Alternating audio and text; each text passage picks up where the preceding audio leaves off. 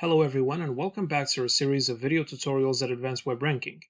My name is Bogdan, and in this video you will learn how to work with website aliases to track the positions of specific subdomains, directories, or URLs of your site, or to monitor content that you are publishing on third-party sites like YouTube, Amazon Pages, Google Play, or Google My Business, and so on. When you start a new rank tracking project in AWR, a default website alias is generated automatically for you.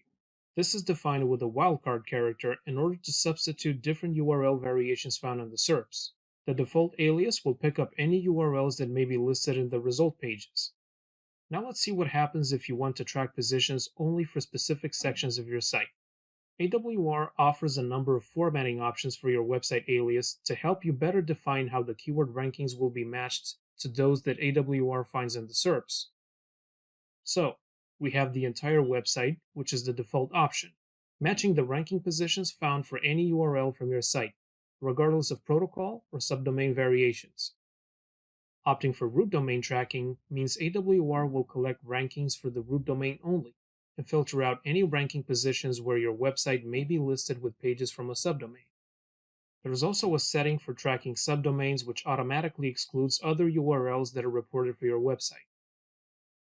And you can define an alias format with the URL starting with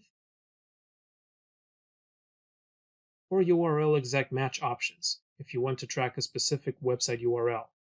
Only results with that particular URL will be matched and reported for your site. In case of content published on other domains, here are some examples. For mobile universal tracking, AWR also tracks Google Play app results. To see if you rank with an app entry, just add a custom value alias with the Android package link. With a custom value alias, you can also add a custom text and include results like YouTube or Vimeo videos, article URLs, or local listings to your tracking.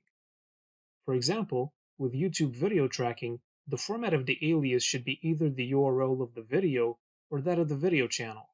When you need to report certain local results where the domain listing appears under a different format compared to the default website alias in the project settings, it's recommended to set up a custom value alias with the exact business name as defined in the owner's Google My Business account.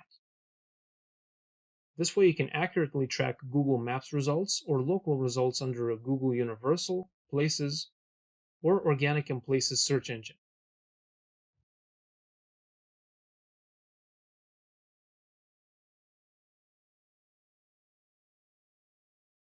Custom value alias is also the right solution when tracking targeted product listings featuring Amazon standard identification numbers on Amazon search engines.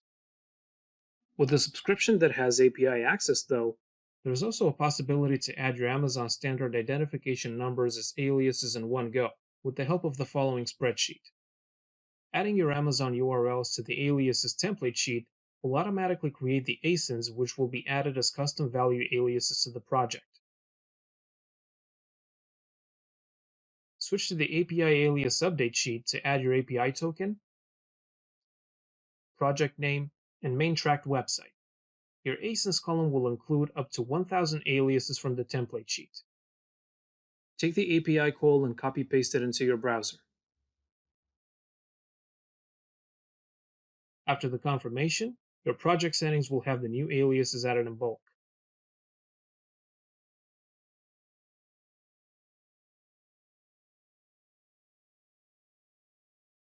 There's also a YouTube spreadsheet which works the same way for YouTube video URLs. Here, instead of Amazon product URLs, you add the URLs of your YouTube videos. Before adding your API token, project name, and project website. You can find both spreadsheets in the description to this video.